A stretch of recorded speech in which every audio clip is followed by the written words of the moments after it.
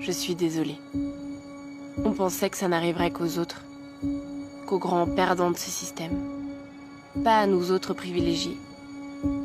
Et nous voilà, au même titre que le reste de l'humanité, obligés de mettre notre monde sur pause, d'entrer consommateurs que nous sommes en hibernation forcée.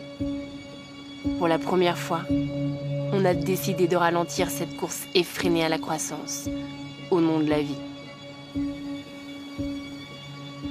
Nous sommes la première génération à vivre les conséquences du réchauffement climatique, et la dernière à pouvoir y faire quelque chose. Je suis désolée. Drôle de destin que celui de cette génération Y. Drôle de sentiment que de se battre pour une guerre qu'on n'a pas nous-mêmes déclarée. C'est vrai. Je suis désolée. On n'y est pour rien. On n'était pas là quand ils ont décidé de couper les arbres pour en faire des billets, de sacrifier la moitié des animaux marins en 40 ans pour quelques points de croissance, d'enfermer la nature dans des parcs et de parquer le vivant dans des eaux. On n'était pas là quand ils ont décidé de trouer la couche d'ozone pour sentir bon nez dessous de bras, quand ils ont vidé les océans pour y mettre du plastique. On n'était pas là quand ils ont décidé que ça valait le coup de condamner certains à la misère pour nos t-shirts à 1 € qu'on oublie au fond des placards, quand ils ont décidé que certains métiers valaient mieux que d'autres, que pour finir les fins de mois, il fallait mieux être designer ou start-upper que paysan, infirmier ou professeur. J'aimerais vous dire que ça va aller, qu'on peut continuer à binge-watcher Casa de Papel, popcorn à la main, pendant que nos décideurs s'occupent de faire tout le sale boulot. J'aimerais vous dire que la technologie sauvera le monde, que ces politiques en carton nous préparent autre chose qu'un avenir en porcelaine, que les grandes compagnies ont compris maintenant. Ça y est. Mais vous y croyez vraiment ?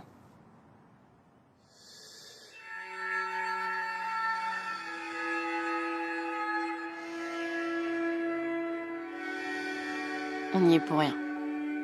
On n'y est pour rien et pourtant nous devenons complices. C'est notre faute parce qu'on s'est laissé endormir, doucement, à coups de fake news en intraveineuse. On a pris goût à leur confort. On s'est assoupi, bercé avec du progrès dans nos biberons. On a eu la flemme. L'inaction a le goût de pizza Deliveroo. Pendant qu'on produit, qu'on jette et qu'on recommence. Pendant qu'on like, qu'on share et qu'on stalk. Pendant qu'on swipe à droite pour draguer et qu'on swipe up quand on a assez de followers. Il y a les derniers éléphants d'Afrique. Les baleines qui s'étouffent sous le plastique. Il y a les glaciers qui fondent et les forêts qui brûlent. La terre qui se consume à mesure que l'on consomme. Il est temps de débrancher des écrans et de rallumer les cerveaux. Comme à des enfants, on nous a raconté des histoires. On nous a dit qu'on était trop petits, que c'était déjà foutu. Montrons-leur qu'on a grandi. On nous dit à coups de tribunes, de pétitions, de tweets, que le monde d'après ne doit pas être un retour au monde d'avant, à la normale, parce que le normal ne marchait pas. Ce monde d'après, il nous appartient de le construire. Quand est-ce qu'on y va ? Qu'on ose envoyer tout balader ? Alors oui, il y a les États et leur inaction, les institutions et leurs sommets, les multinationales et leurs yeux fermés. Mais aujourd'hui, j'aimerais vous proposer quelque chose. Et si on ne les attendait pas ? Il va nous falloir du courage, de l'audace. Tant il va de soi qu'il est plus facile de crier au complot que de mettre les mains dans la terre. Tant il est plus confortable de dire que c'est sa faute, à l'autre, à lui, à eux. Il va falloir qu'on ose se poser la question. De quoi est-ce qu'on sera fier ? En tant que génération, je veux dire. Est-ce qu'on sera fier de la 5G pour télécharger nos pornos en une fraction de seconde ? De nos cartes du monde à gratter et puiser d'avoir fait le Mexique, fait l'Inde, fait le Costa Rica. Est-ce qu'on sera fier du mascara waterproof ou des lunettes de réalité augmentée quand on devient aveugle à celles qu'on a sous les yeux ?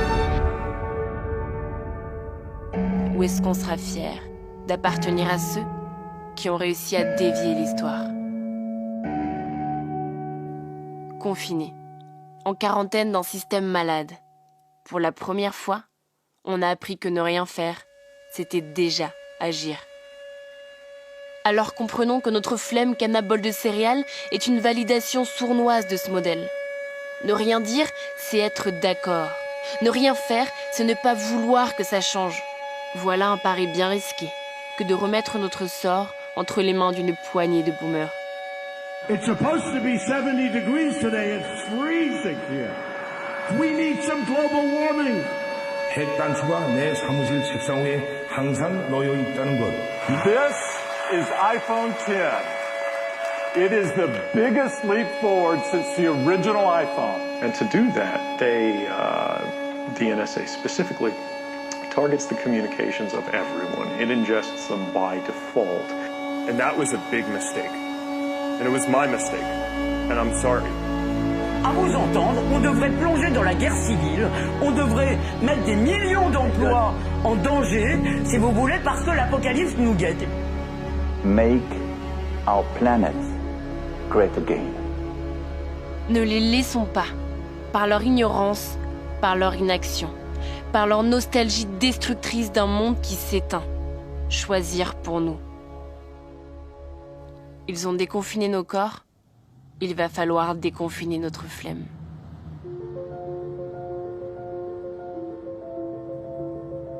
Nous, ceux dont le chez-soi ne s'arrête pas à un coin de rue ou à un lit d'hôpital. Nous les privilégiés. On a usé les coutures du canapé. On a fait péter les applis pour des abdos en béton. On a lu des bouquins à rendre vides nos tables de nuit. On a appris à faire du pain et à jouer de la guitare avec des tutos YouTube. On s'est fait des apéros pixelisés. On a enfin appelé nos grands-mères. On a laissé tomber les soutifs. On a appris à coudre des masques. Nous avons été des héros en pyjama. Nous avons sauvé des vies en pantoufles. Mais cette fois, il ne va pas s'agir de rester chez nous. Demain, il va nous falloir être encore plus courageux. Une nouvelle histoire nous attend dehors. Et croyez-moi, il va y avoir du boulot.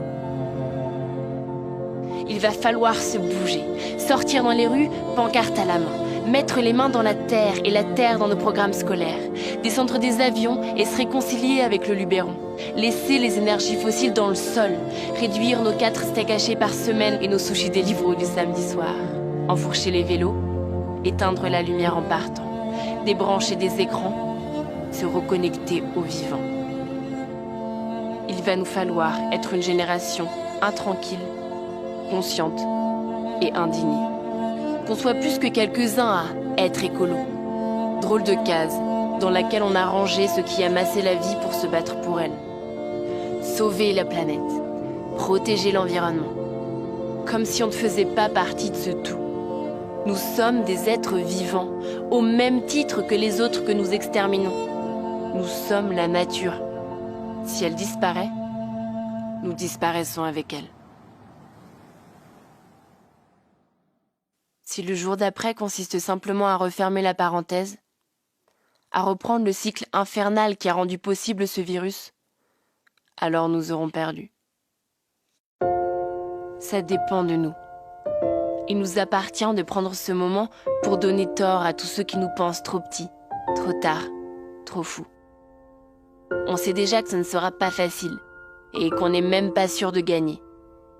Mais franchement, est-ce que ça vaudrait pas le coup d'essayer ? On n'a plus le temps de ne pas y croire. Réveillons-nous.